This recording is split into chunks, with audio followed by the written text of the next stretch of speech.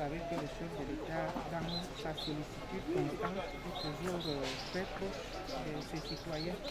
Lorsqu'il a appris le début de la catastrophe, il a dépêché l'équipe opérationnelle que nous représentons à travers la direction de la protection civile. Quand vous étiez là depuis le premier jour, vous avez vu les sapeurs-pompiers, la gendarmerie, la police, et tous les départements ministériels sectoriels concernés, Santé, Mindus, les membres du gouvernement ont fait un défilé ici depuis le temps.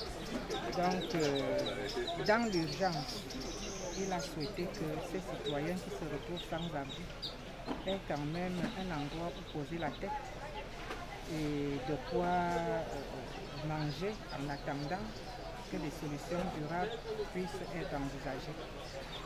Le don est constitué essentiellement de matériel de couchage, comme je l'ai indiqué, du savon, du riz, de la sardine, de l'huile, vraiment ce qui peut être urgent pour la survie d'un être humain. Les malades sont pris en charge dans les hôpitaux et à ce jour, je pense qu'il n'y a que 2 cas qui ont été signalés encore alarmants, 2 bébés. Pour le reste, ils quittent progressivement l'hôpital. Dans une situation d'urgence, les premières victimes, c'est-à-dire celles qui sont concernées par la catastrophe de manière directe, je vais parler de ceux qui ont perdu leurs habitations, qui ont perdu des parents, qui se retrouvent dans la nature éclairée. C'est par cela que nous avons commencé l'identification. Le lundi, nous avons pu identifier un total de 27 familles. Pour ces 27 familles, nous avons compté parmi les survivants 110 personnes. Parmi les 110, il y avait 17 dans les hôpitaux et 93 que nous avons accueillis ici. C'est à eux que la première distribution a été consacrée. Maintenant, sur instruction de la haute hiérarchie, il y avait des habitations qui étaient encore sur la voie des eaux et qui sont à potentiel risque. Ces bâtiments-là devaient être automatiquement détruits. Alors, on a comptabilisé un total de 30 ménages, 30 maisons qui ont été détruites par les services de la mairie. Les occupants de ces 30 maisons se retrouvent également sans abri. Il y a beaucoup de locataires parmi eux, mais ils se retrouvent en détresse.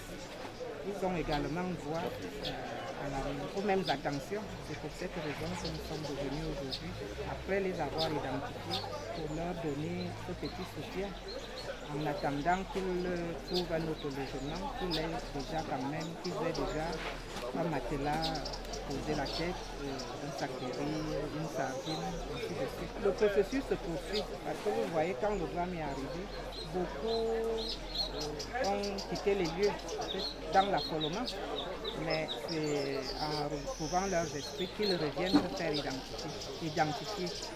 Donc actuellement, nous sommes à peu près 150 personnes dans ces 30 familles. Mais il y a des cas qui se signalent au fur et à mesure. Lorsque nous allons commencer la distribution tout à l'heure, vous verrez, ça va aussi de bouche à oreille, d'autres qui vont arriver. Le don est là pour ça. Nous avons prévu quelque chose en plus pour satisfaire ces retards. Avec le comité d'urgence, nous sommes accordés. Le maire est le souverain local. Il y a des foyers traditionnels dans la zone de Yaoundé. Nous avons repéré également la maison du parti d'un Kana.